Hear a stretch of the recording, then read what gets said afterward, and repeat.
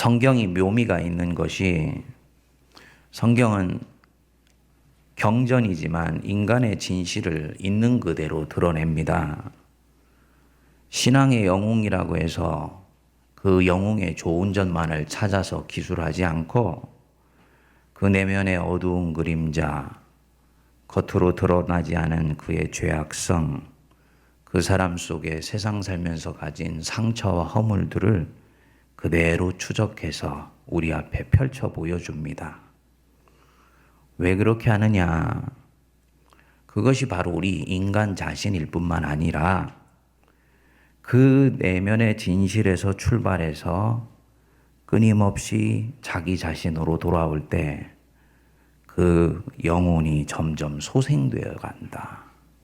생을 두려워하지 않고 자유로이 하나님을 사랑하는 사람으로 살아가는 모든 출발과 마지막 종점이 하나님이 만드신 자기 자신의 형상으로 돌아오는 데서부터 시작되고 마무리된다고 보고 있기 때문입니다.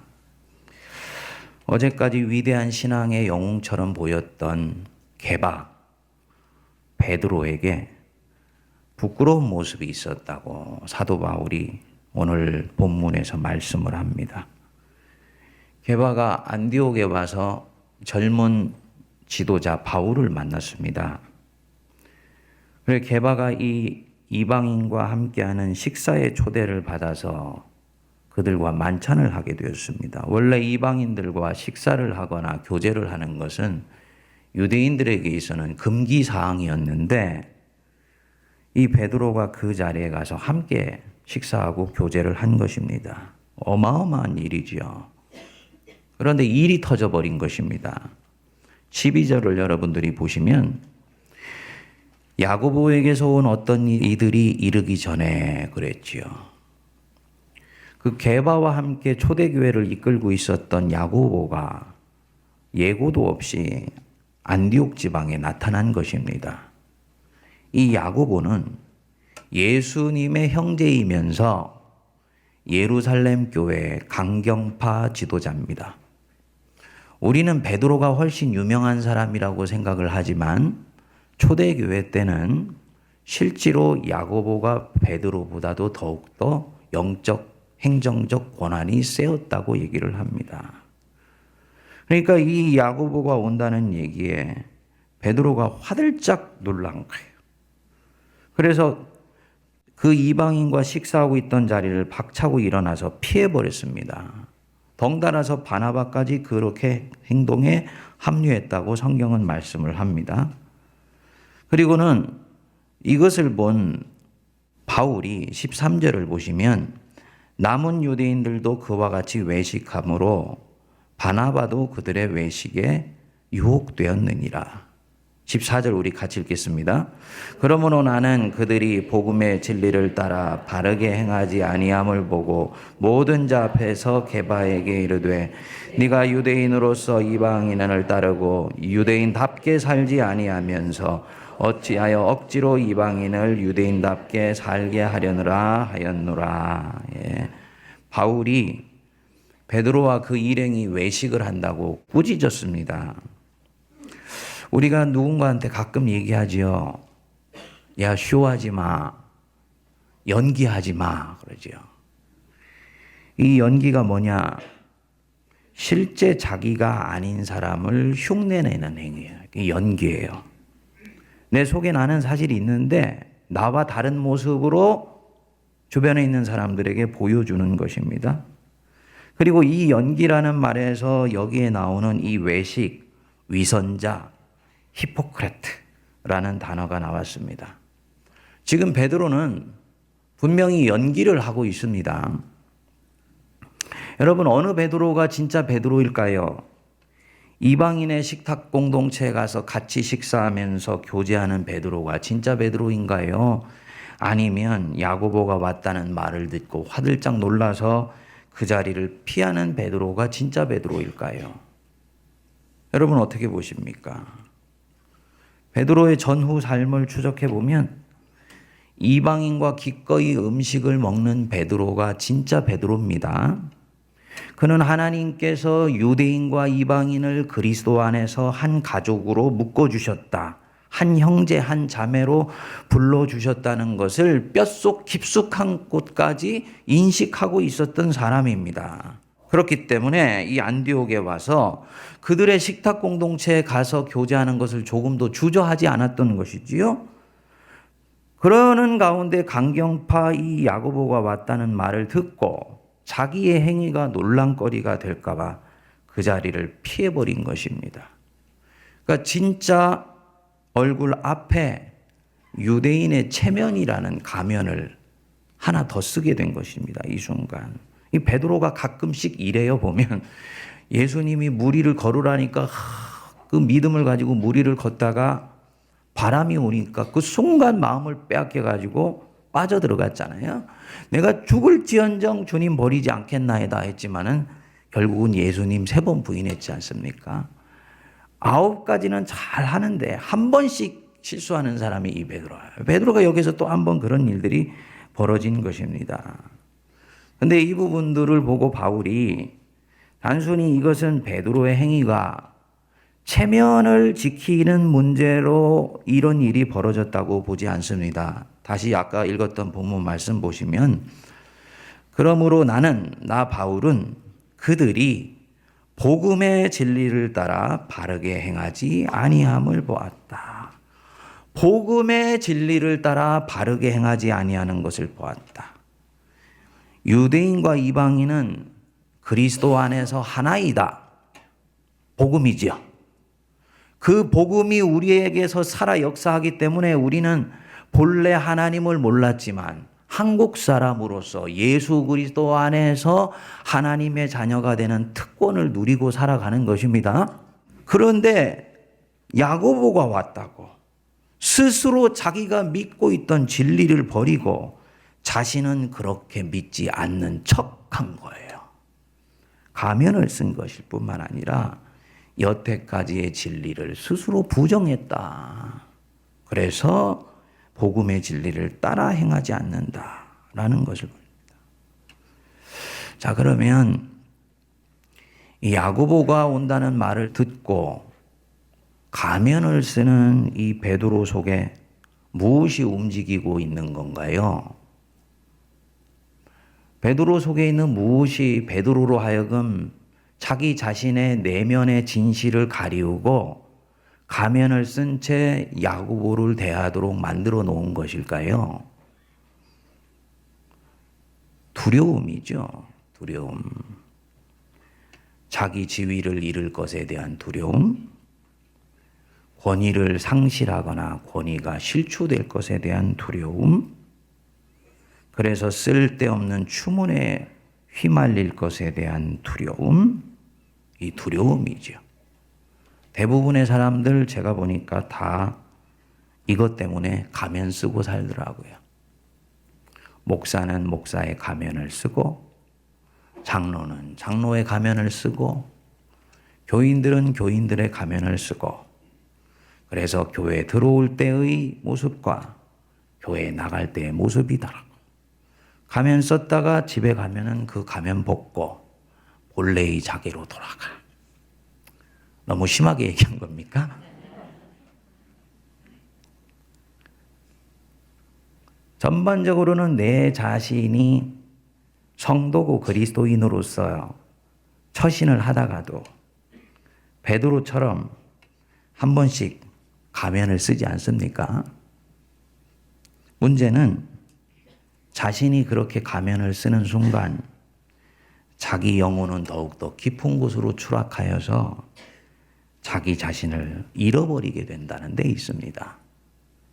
예수님은 바로 이것을 죽는 것이라고 얘기를 했어요.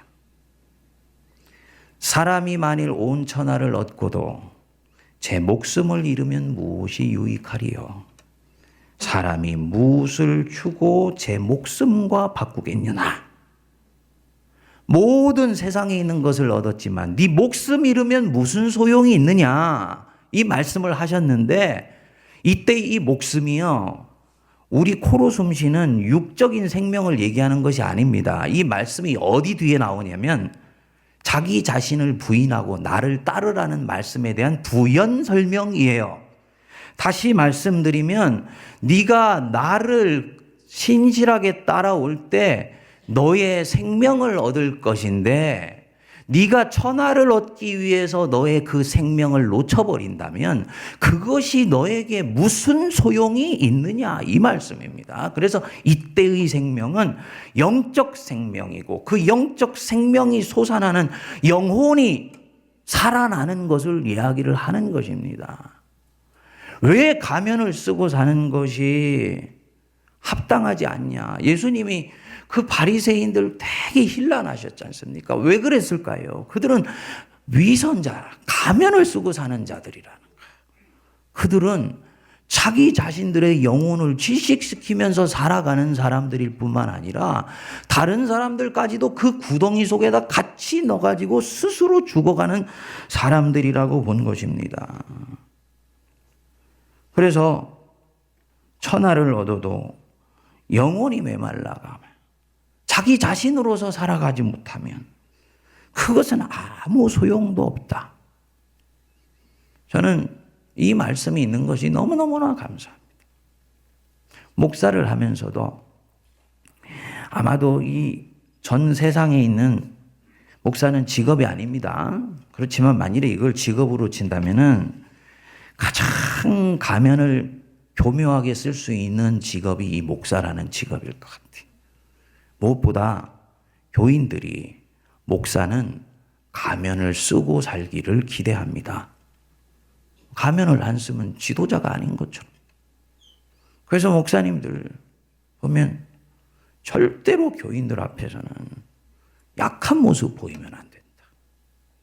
교인들 앞에서는 울면은 안 돼. 근데 저는 가끔씩 웁니다. 은혜를 받으면 울어요. 제가 일부러 그 부분들에서는 삼가하지 않습니다. 왜냐하면 하나님 앞에 있는 거니까. 성령 안에서 나는 한 사람의 목사이기 전에 한 사람의 그리스도인이기 때문에 하나님 앞에서 내 실존이 살아있는 것이 목사로서의 직위를 감당하는 것보다 저는 훨씬 중요하다고 봅니다. 천하를 얻고도 한 생명을 잃으면 무슨 소용이 있냐. 네가 5만 명, 10만 명 교회 목회를 하면 뭐하냐. 네가 가면 쓰고 살면서 네 영혼은 질식되어 가고 있는데. 여러분은 어떠십니까? 가면 몇 개씩 다 갖고 계시잖아요. 우리 솔직히. 그렇죠? 그래서 필요한 경우에 쓰지 않습니까?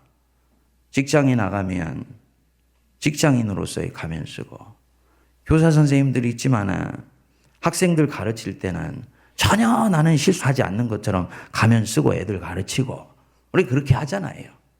근데 이것이 인간이기 때문에 그럴 수 있는데 여러분 그것이 반복되면 문제는 나중에 그 가면이 진짜 자기처럼 생각될 때 이 사람의 영혼은 심각한 상태에 이르게 됩니다. 그래서 적어도 내가 그리스도인이라면 하나님 앞에 있을 때는 내 자신으로 돌아가야 돼요. 죄를 고백하는 것이 중요한 이유가요.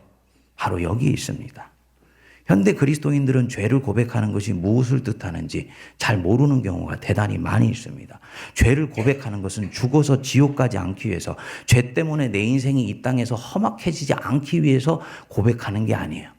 진정으로 내가 죄를 고백함으로써 나도 모르게 세상 속에서 쓰고 있었던 이 가면을 벗어버리고 내 자신에 있는 인간의 실체 스스로 다가가서 하나님 앞에 오픈하는 거예요.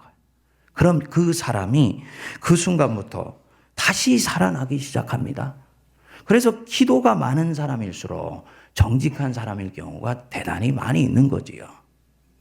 이 비전 새벽 기도의 핵심은 그런 면에서는 사실 말씀에 있는 것이 아니고 기도에 있는 것이라고 저는 봅니다. 말씀은 기도를 향해 나아가는 사닥다리고 줄입니다. 그렇죠? 근데 성도님들이 보니까 5일째, 6일째 나오신데 보니까 말씀 들으러 오는 분들이 대단히 많은 것 같아요. 이때까지는 그러셨지만 기도의 자리로 나가셔서요. 함께 기도하는 동안에 내 마음을 주님 앞에서 펼쳐 보여주십시오. 여러분, 살아남기 위해서 서바이벌 하기 위해서 이 경쟁 사회 속에서 남들에게 우스운 꼴 당하지 아니하고 입에 풀칠이라도 하면서 살기 위해서 우리가 썼던 가면, 주님 내게 그거 있습니다. 우리가 인정하는 거지. 근데 교인들이 이 가면을 잘 안 벗습니다. 속은 아픈데 아픈 거 드러내지 않고 속으로는 염려되면서 염려된다고 말하면 나보고 믿음 없는 사람이라고 말할까 봐 태연한 척하고, 영혼은 추워서 떨고 있는데 어떤 추위도 막는 두터운 옷을 입고 입은 사람처럼 아무렇지도 않게 기도하고. 그 사람이 얼마나 힘듭니까? 얼마나 곤고합니까? 그러지 마세요. 아프면 아프다고 말하셔도 돼요. 힘들면 힘들다고 말하셔도 돼요. 속이 상하면요, 속상하다고 말하시오. 내가 벗은 것 있으면 부끄러워 말고 내가 머리털부터 발끝까지 주님 벗었으며 매맞았으며 험악한 인생 가운데서 성한 곳이 하나도 없습니다. 고백할 때 그 사람이 가면을 벗고 주님 앞에 나아가는 사람입니다. 이 사람이 영혼이 소생돼요. 그렇지 않으면 자기 영혼이 메말라 갑니다. 주님이 저에게 주신 은혜가 한 가지 있습니다. 뭐냐면, 저는 정말 인생의 막바지에 코너로 딱 몰리면 아까 말씀드렸던 목사 딱지 벗어 던집니다.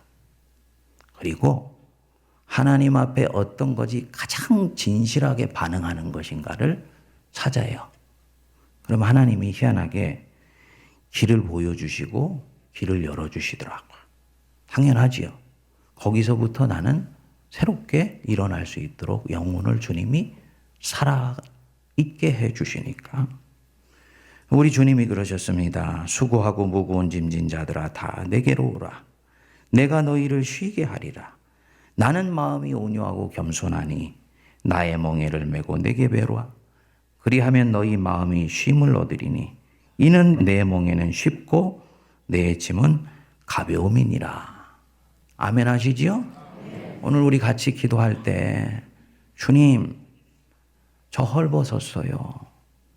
주님 저 머리끝부터 발끝까지 성한 곳이 없습니다.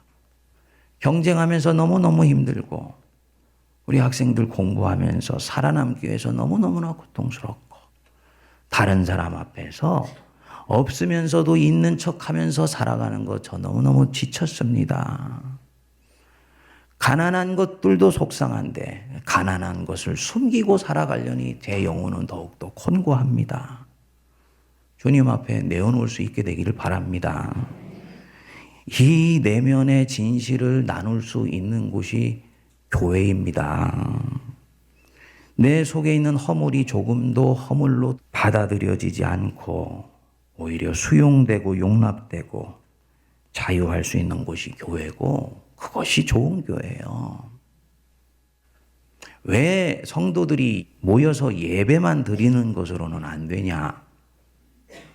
예배는 하나님과 나와의 관계일 뿐만 아니라 현대교회 교인들의 모든 예배의 초점은 설교로 가 있기 때문에 여러분들은 지금 일방적으로 듣고 있지 않습니까? 그럼 여러분들이 가지고 있는 내면의 진실이 어딘가에 쏟아부어져야 되는데, 나 사실은 목사님 설교 들으니까 이런 마음이 찾아왔다. 내게 이런 부분들이 있었던 거 몰랐어. 이런 것들이 고백되어지면서 이 사람의 눌렸던 것들이 살아나게 되는데, 예배는 항상 일방성을 가지고 있어요. 그래서 예배만으로는 성도가 자라가지를 않습니다. 그래서 이런 인간의 생리를 잘 알고 있는 교회들은 예배뿐만 아니라 구역에서, 목장에서 5명, 7명 모여서 말씀을 놓고 자기 속에 있는 것들을 나누는 일들이 새롭게 시작되게 되었습니다. 그래서 현대교회에서 이 내면의 진실이 나눠지기 위해서 가장 중요한 부분 중에 하나가 구역이고 목장이에요. 구역이나 목장은 또 한 번의 예배를 드리는 곳이 아니고 이 자기 속에 있는 이 속이 드러날 수 있도록 오픈될 수 있는 곳입니다. 그리고 구역장을 하고 권찰을 하는 것은 그렇게 자유롭게 구역원들의 마음을 열 수 있도록 안전한 공간을 만들어주는 사람들의 영적 공간. 우리 세문안 교회가 그렇게 안전하게 내 영혼의 진실을 나눌 수 있는 그런 교회가 될 수 있었으면 저는 너무너무나 좋겠습니다. 그래서 세상 어디에서도 자기의 내면의 진실을 얘기해 보지 않았던 사람이 세문안교회에 와서 처음으로 20년, 30년 마음의 방 속에 꽁꽁 숨겨놨던 자기 속에 있는 것들을 오픈하고 그것 때문에 그 사람이 살아나기 시작하는 것. 그런 교회 됐으면 좋겠어요. 눈치 보고 눈물 흘리지 않고 당당하게 울 수 있는 것. 그게 교회고 그게 기도의 자리예요. 그리고 목양을 한다는 것은 그런 자리를 만들어줄 수 있는 것. 그게 바로 목양을 하는 것입니다. 이런 좋은 교회, 좋은 성도 함께 우리가 만들어져서 복음의 진리를 따라 내 영혼의 진실이 활짝 드러나고 거기에 성령이 마음껏 역사하시는 아름다운 교회, 아름다운 성도 되시기를 주님의 이름으로 축복드립니다.